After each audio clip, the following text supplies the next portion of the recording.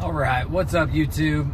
I'm hopping on here to share a story with you guys. The only reason I'm making this video is with the hopes of preventing it from happening to someone else. As simple as that. And it's a pretty good story, so it's worth sharing anyways. You'll get some entertainment out of it, I'm sure. And I want to start by saying, you know, please keep your negative comments to yourself. If you're coming on here just to troll and to, you know, try to make me feel worse than I already feel, I don't think you'll be able to accomplish that. Nothing can make me feel dumber or worse than I'm already feeling.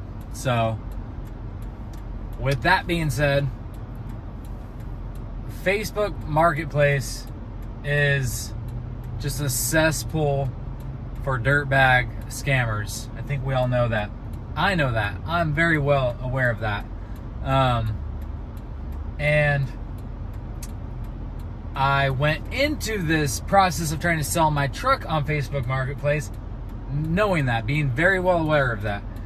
But I will say, from a seller's perspective, I didn't really see how somebody could scam me if I'm the one with the vehicle, I'm the one in control. So there were a couple scams that I thought that could potentially happen to the seller. You know, so if you're a buyer, obviously you could be convinced or manipulated into sending a deposit or wiring money before getting the good, or wiring or sending money thinking that you're going to get something mailed to you, or a promise that you'll get something in the future. Like, obviously, that would be a really dumb one to fall for, right? But like I said, as a seller, you don't really run into that because you're the one selling the product, right? So I was more kind of concerned about things like, you know, people trying to get my personal information. Like some people automatically, they message you, I want to come test drive it. What's your address? And it's like, no, I'm sorry, I'm not giving out my information. Or first thing they do is, can I get your phone number? And they try to get you off the app. And I'm like, no, you can ask whatever questions you have here on the app. You know, so I never gave out my phone number, my email address, my home address, none of that stuff. So, you know, I feel like I'm pretty safe there. And then the other thing I thought could happen, I was like, well, I could be robbed, you know, at gunpoint and someone could take my truck. So those were the two ways that I pictured as a seller I would be able to get scammed. Okay, so I want to preface the story with that. Like, I was very scam aware, okay? So let's get into the story. I arranged to meet up with the guy about 10 miles from my house, right? Real quick, I was selling a 2011 Toyota Tundra for $10,500. I had it listed for 11, but we negotiated back and forth on Messenger, and I agreed to let it go for $10,500. The truck was worth a lot more, but it was making a timing chain clicking sound. So I was trying to do the right thing, you know, have a conscience, not trying to screw anybody over. So I was letting the truck go for like $5,000 to $7,000 at least cheaper than what the same other truck, year, make, model, mileage were going for online. So I was very open about, hey, it's making a timing chain click. It could cost you $2,000, $2,500, $3,000 to get it repaired. So hence why it's priced the way it's priced. You can do whatever you want with it. You can get it repaired, or you can run it till it dies. But either way, you know, you're saving the money. You're getting a badass truck in the process, and like I said, you do whatever you want with the money that you save. Go get it repaired, or run it till it dies and swap the motor, whatever. So I kind of had that mindset going into it. So we arranged to meet up, and we meet. I bring my wife and one of my kids with me because they were home, and obviously if the truck sold, I needed a ride back. But I had them park in a different area just so there was no association. I didn't want them seeing my other car. I didn't want them seeing my family, none of that. You know, I don't know these people. So I have them park in a different area so we're just completely not associated with one another. You know, again, trying to be aware of, you know, my surroundings and the people I'm dealing with, and trying to take precautions. So we meet, and he has another guy with him who I gather is his little brother, I think, from the conversations that we had. And immediately the buyer, when we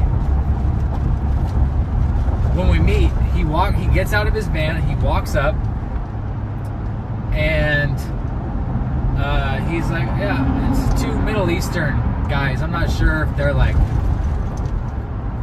I can't even speculate what they were, but Middle Eastern, but westernized Middle Eastern. They're like, he's like, yeah, pop the hood. I'm like, okay, you know, just kind of rude and like blunt,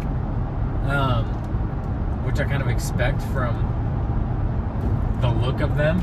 And so I'm like, whatever, didn't really surprise me. And then the other one, the younger one, skinnier one, he's like, he immediately goes to the back of my truck and he starts trying to open the tailgate on my truck.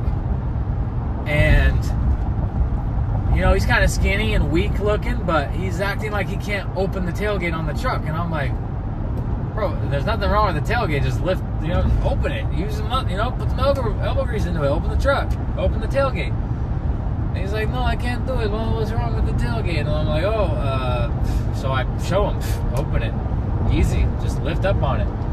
And then he immediately goes into some scratches, and he's asking me about some scratches on the back. I'm like, yeah, you know, it's a 13-year-old truck, man. Like, it's got some wear and tear.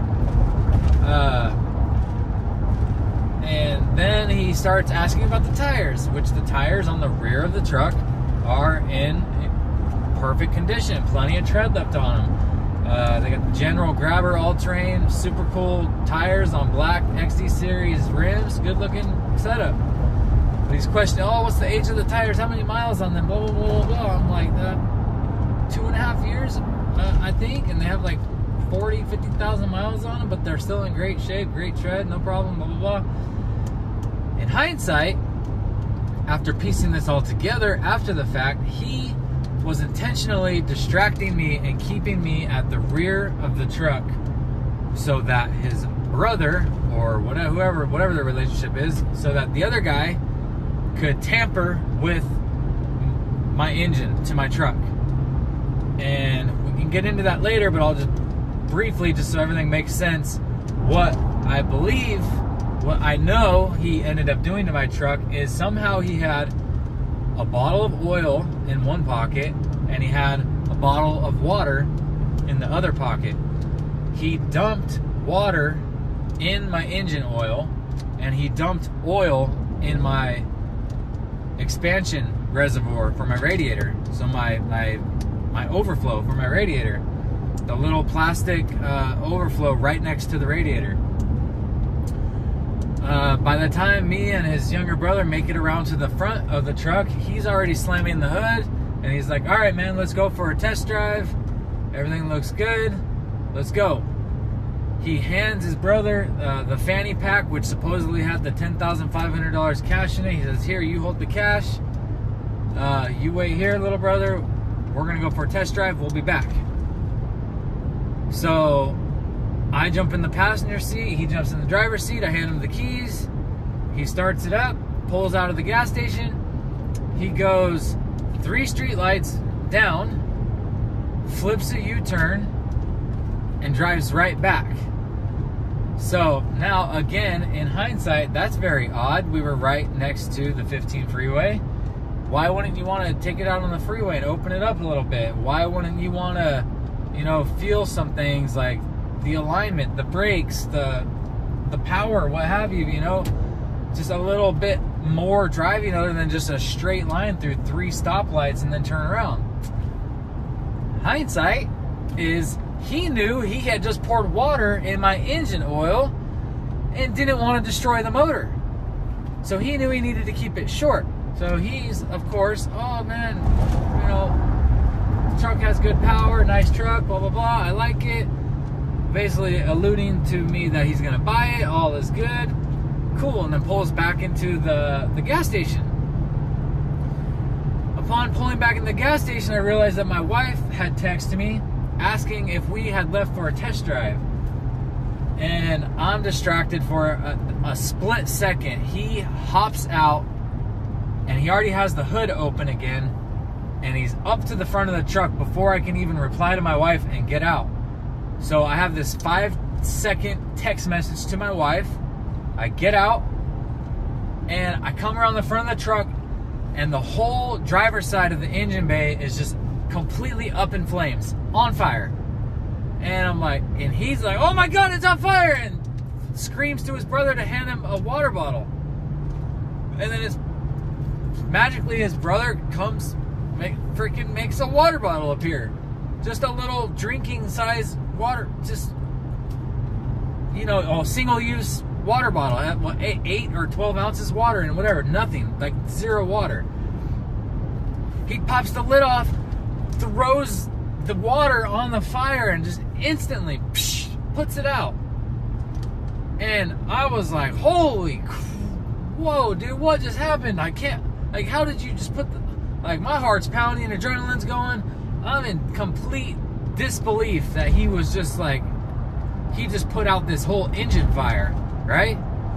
And I'm like, oh my God, I can't believe this happened, kind of panicking. His brother puts on this whole theatrical show of him being scared for his life and thinking the truck is gonna blow up and blah, blah, blah, blah, blah. And meantime, I've got my head down in the engine bay with my flashlight looking everywhere like, oh my God, where did these flames come from? What happened? And, you know, again, in hindsight, if that had been a true engine fire from oil or power steering fluid or brake fluid or somehow a gas line, no way he would have been able to get that fire out that quickly. But if he initiated the fire with a little, some kind of spray that vaporizes very quickly, so it gives you this theatrical show of there's fire, but a quick little, you know, spritz of water, and he's able to put it out because there isn't this continuous fuel source. Now that makes a little more sense, right? Because how else would he have got this fire out so quickly? But in the heat of the moment, adrenaline's going, emotions are going. I'm thinking, oh my God, this deal just went south. I'm not gonna be able to sell this truck now. What am I gonna do? I'm gonna have to get it towed home. He unscrews the oil cap on the truck, which now thinking about it again, when he unscrewed it, it seemed very loose. Like he barely just, with his fingers, just undid it. So he, in a hurry earlier, he must not have tightened down the oil cap very much. He pulls it off and looks at it. He goes, oh my gosh, man, look at this. And shows me the oil cap. And what do you know? The oil is completely milky. It's completely mixed with water. And I'm like, oh my God, what happened? Dude, did I blow a head gasket or something? I'm like, dude, what's going on? I'm like, oh, dude, I swear I'm not trying to pull a fast one on you. I'm not trying to sell a clunker to you. This is just a freak coincidence. I don't know what's going on. Then he pops the lid off the overflow tank, and he sticks his finger in there and pulls his finger out. He's like, look, dude, oil all over my finger. I'm like, oh my God, man, I blew a head gasket. I'm like, again, in the craziness of the moment, I don't know what that has to do with an engine bay fire, but in the chaos of it all, I was trying to make sense of how that could create an engine fire. I don't know, but I'm like, so then, okay, it's 100 degrees outside. I got my wife and kid waiting on me. I'm sitting here with this truck that already had a timing chain issue. Now I'm looking at having to get the whole engine serviced for thousands of dollars to get this blown head gasket issue fixed. The whole thing was just on fire a minute ago, so I don't know what I'm gonna do. I'm thinking to myself, man, I might as well drive this truck to the freaking scrapyard at this point. I'm not gonna get nothing for this thing. It's not even worth fixing it. So that's my state of mind at this point. They got me good.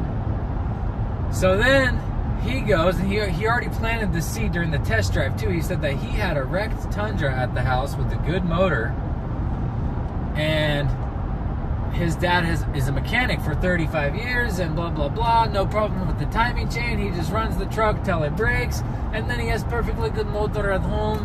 And me and my father, he's mechanic for 35 years, we swap motor, no big deal. This is a perfect truck. Okay, awesome, man. So what do you know? Now that my truck was just on fire and I'm convinced I just blew a head gasket, he's like, you know what, man? It's gonna cost me like $600 to $1,000 to get this thing towed back to LA. Blah blah blah. But you know, I told you I have that other truck, so you know, it's no big deal about the head gasket and all these other problems. You give me a good deal on it, I'll take it off your hands still. So again, me being way too trusting and naive of a person, apparently, I'm like, oh man, you know what? That's amazing, dude. If you'll give me $5,000 for it, it's yours. Oh no, I give you $2,000 for it. Blah blah blah. We negotiate back and forth. He pulls out $3,500 cash, hands it to me, take it or leave it. And me, in distress, not thinking clearly, I'm like, man, $3,500 is better than nothing at this point. What else am I gonna do? So I accept the $3,500. I sign the title and the bill of sale over to him, shake his hand, and I leave. Then I get in the car with my wife and I start going through the details of what just happened. And literally, as we're driving away and I'm explaining what happened, it just like slowly over the next 30 minutes just starts to dawn on me that, oh my gosh, dude, I just got played. I just got scammed. I 1000% just got scammed. So I think it was about the point when I tell my wife, like, oh, the younger brother, he's at the back, he's acting like he can't open the tailgate, he has all these other questions, blah, blah, blah. That's when it dawned on me that, oh my gosh, dude, he was distracting me. And then I start thinking, I'm like, yeah, the engine fire, and he put it out, and how did he get it out so quickly? And then I inspected that whole side of the engine bay. I don't see any fuel, I don't see any oil, I don't see any oil leaks anywhere, I don't see what could have caught fire. I'm like, oh my God, it just hit me. I was like, I just got played. Oh my gosh, I just got played. And then it was just the worst feeling for the rest of the day. So I got scammed out of $7,000. And just to add insult to injury, I wasn't just selling that truck just to sell that truck. I was selling that truck because of some expenses that had just came up. We just had to spend $5,000 on a trailer for our business, and the remaining $5,000 I was going to use to replace our family SUV that I now have to use for work because I was selling the truck, which is why I had to buy the trailer, long story short.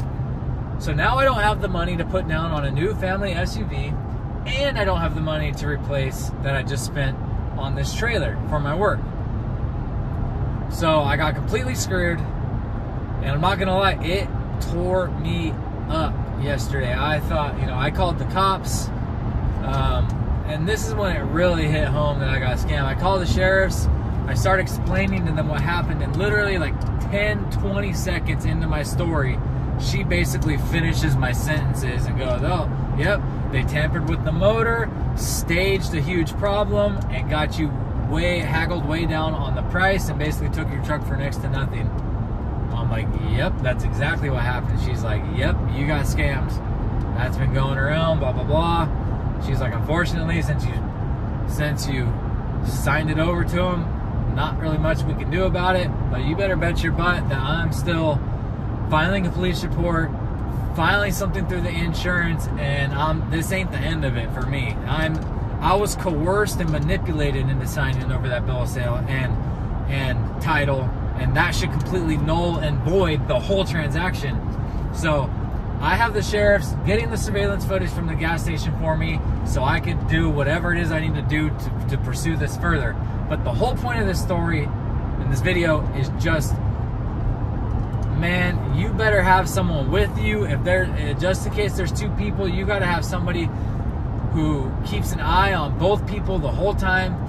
And at the point of writing up the bill of sale, I got his name, I got his driver's license number, all that. I should have checked his ID, cross-referenced it to the name and the address that he put on the title and what he put on the bill of sale to make sure it all lined up. I didn't do any of that because I'm just way too trusting and naive, apparently. So for future reference, I would highly recommend that to anybody considering selling something like that on any app or social media service, Craigslist, anything. Cross your T's and dot your I's. You can never be too careful. But I do kind of want to tie this back to God and Jesus. And, you know, today, I'm at peace with it. I actually recorded this same video yesterday and already uploaded it and took it down because I was very angry. And my anger came across a lot in the video. And that's not the message I want to portray.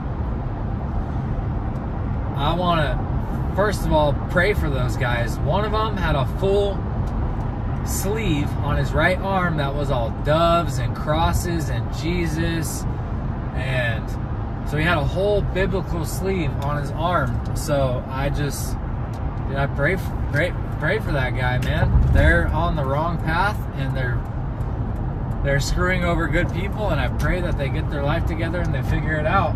And I hope that the money that they saved and the money that they make on my truck, I hope it helps them get back on their feet and they, you know, turn their life around or something. And it also just brings to the forefront of my mind that we have no control over what happens in this life. This whole time, I'm thinking like, oh, I want to do the right thing. I want to show, you know, that I'm a good Christian. I want to disclose the problems with the truck so I'm not screwing anybody over, yada, yada, yada. And I'm thinking the whole time like, oh man, I'm like worried about whoever buys this truck, that they're gonna buy it and something might happen to the engine and that they're gonna feel like I screwed them over. And I was kind of nervous about that.